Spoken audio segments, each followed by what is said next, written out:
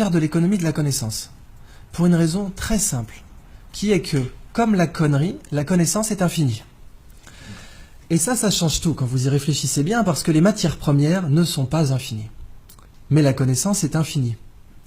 Si nous basons notre croissance économique sur les matières premières, eh bien, il y a une contradiction mathématique inévitable entre croissance infinie et matières premières finies. Mais si nous basons notre croissance économique sur la connaissance, eh bien, il n'y a plus de contradiction entre croissance et croissance infinie et connaissance qui est infinie aussi. L'économie de la connaissance est très particulière en ce sens qu'elle est régie par des lois différentes de l'économie des matières premières. Ces règles sont très simples. Il y en a 3, 2 bonnes nouvelles et une mauvaise nouvelle. La première règle, c'est que les échanges sont à somme positive. Qu'est-ce que ça veut dire? Si je vous donne 20 €, ils ne sont plus à moi. Mais si je vous donne de la connaissance, elle est encore à moi. Là, je vous donne de la connaissance, a priori, quand je vais sortir de cette pièce, je ne serai pas plus bête qu'en y rentrant. Alors que si je vous donnais 20 € à chacun, je serais moins riche. Donc, quand on partage un bien matériel, on le divise. Quand on partage un bien immatériel, on le multiplie. La deuxième règle de l'économie de la connaissance, c'est que les échanges ne sont pas instantanés. Ça, c'est une mauvaise nouvelle. Transférer 20 € ou 20 millions d'euros, c'est instantané, c'est une signature sur un chèque. En propriété, les transferts de propriété sont instantanés. C'est même pour ça qu'aujourd'hui, on a du trading haute fréquence, dont la limite légale est la nanoseconde, ce qui veut dire qu'on a le droit de faire 1 milliard de transactions par seconde. Mais la connaissance, il n'y a pas de trading haute fréquence dans la connaissance. Cette conférence, elle prend du temps. Transférer de la connaissance, ça prend du temps. Je ne peux pas vous donner la physique quantique en 2 minutes. Et la dernière règle est une bonne nouvelle, c'est que les combinaisons de connaissances ne sont pas linéaires. Qu'est-ce que ça veut dire? Ça veut dire que quand vous prenez 20 € et 20 € et que vous les mettez ensemble, ça fait 40 €. Mais quand vous prenez 1 kilo de connaissances et que vous le réunissez à un autre kilo de connaissances, ça fait 3 kilos de connaissances. Quand vous regroupez 2 connaissances, ça crée systématiquement une tierce connaissance, qui est au pire triviale, mais non nulle, et au mieux révolutionnaire. Eh bien donc le biomimétisme s'inscrit dans ce paradigme de l'économie de la connaissance, et c'est là que je veux que vous voyez vraiment à quel point c'est une révolution sociale, environnementale, avant d'être une révolution technologique. Et le biomimétisme, c'est la science qui dit « la nature est une bibliothèque, lisez-la au lieu de la brûler ». La nature, en fait, elle est high-tech. Ce petit coquillage, il produit une toxine. La muconotoxine, c'est un cône du Pacifique, très dangereux, mais si vous avez des gants, aucun danger, puisque le dard ne pénètre pas un gant de plongée. Ce coquillage, il est vendu à 3 $ sur les marchés parce qu'il est joli. C'est vraiment pour moi la représentation du fait qu'on brûle la nature au lieu de la lire, parce que vraiment, 3 $ le coquillage, c'est une des utilisations les plus débiles qu'on pouvait faire de ce coquillage. Avez-vous une idée du prix de sa toxine au kilo? Sachant que la demande mondiale est supérieure au kilo. 1 kilo d'or, on va prendre ça comme étalon, 1 kilo d'or c'est 30 000 €. 100 000, donc 3 fois l'or. C'est plus. Elle est très utilisée en neurotechnologie, elle permet de faire des neurotechnologies avec un niveau de détail incroyable, donc c'est des nanotech, neurotech, elle est aussi utilisée en neurochirurgie, etc. Très grosse demande mondiale qui ne fait qu'augmenter. Je vous laisse faire le calcul, 800 $ le milligramme. Ça nous fait du 800 millions de dollars le kilo. L'or et le platine, c'est du terreau de jardin en comparaison. Ce qui est dingue, c'est qu'on les vend à 3 $ le coquillage. Et il est en voie d'extinction à cause de ça. La crevette menthe religieuse. Alors elle, c'est la crevette de tous les records, quoi. Cette crevette peut vous péter une main ou un bras. Elle est grande comme une langoustine. Il y en a 400 espèces dans le monde. Et vous voyez ici, elle a des petits marteaux là. Un peu comme des marteaux à fruits de mer, pour casser des tourteaux. Et c'est justement ce qu'elle fait. Elle casse des crabes avec. Seulement quand elle envoie son marteau pour casser un crabe, elle lui donne l'accélération d'une balle de fusil d'assaut.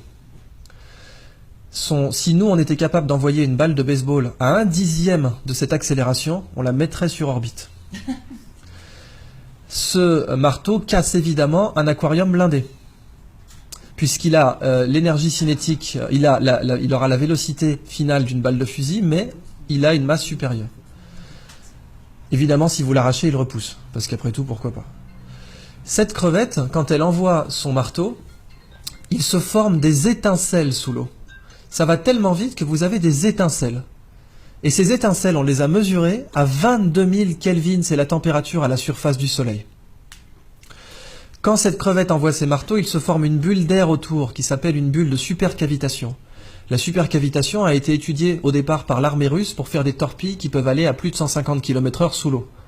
Et aujourd'hui beaucoup plus, paraît-il. Les torpilles Shkval, dont les Russes ont donné la technologie à l'Iran, ce qui serait une des grandes raisons pour lesquelles les Américains n'ont pas déployé de porte-avions trop proches des côtes iraniennes, parce que ces torpilles peuvent sniper un porte-avions.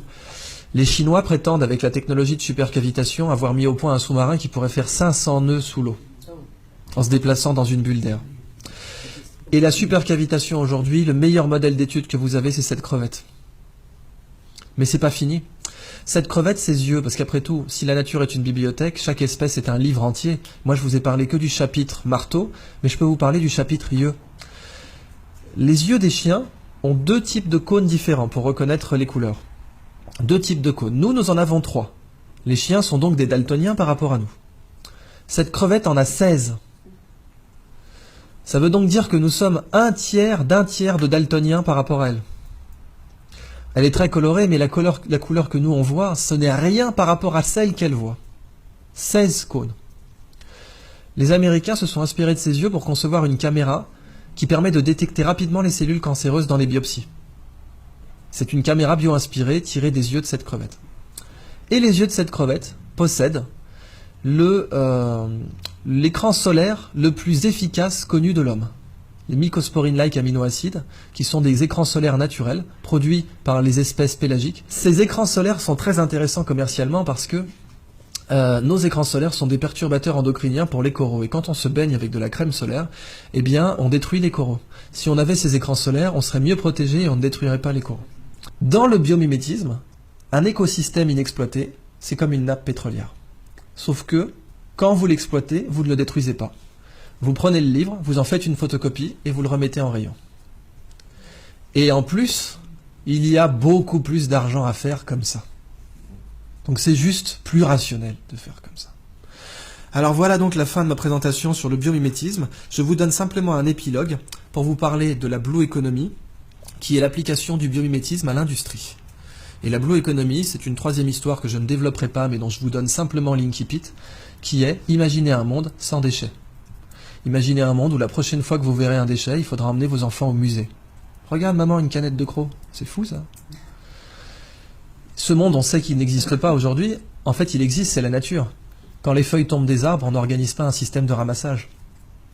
Dans la nature, les déchets n'existent pas, parce que la nature produit en cycle. Mais nous produisons en ligne. Et du coup, nous sommes la seule espèce aujourd'hui qui produit des choses dont personne ne veut. Et quelque chose dont personne ne veut, ça s'appelle un déchet. C'est la phrase de Gunther Pauli, ce n'est pas à la nature de produire comme nos usines, c'est à nos usines de produire comme la nature. Et si nous faisons comme ça, nous serons non seulement beaucoup plus rentables, mais en plus il n'y aura plus de déchets. Pourquoi faire de l'économie de la connaissance? Pour une raison très simple, qui est que, comme la connerie, la connaissance est infinie. Et ça change tout quand vous y réfléchissez bien, parce que les matières premières ne sont pas infinies. Mais la connaissance est infinie. Si nous basons notre croissance économique sur les matières premières, eh bien, il y a une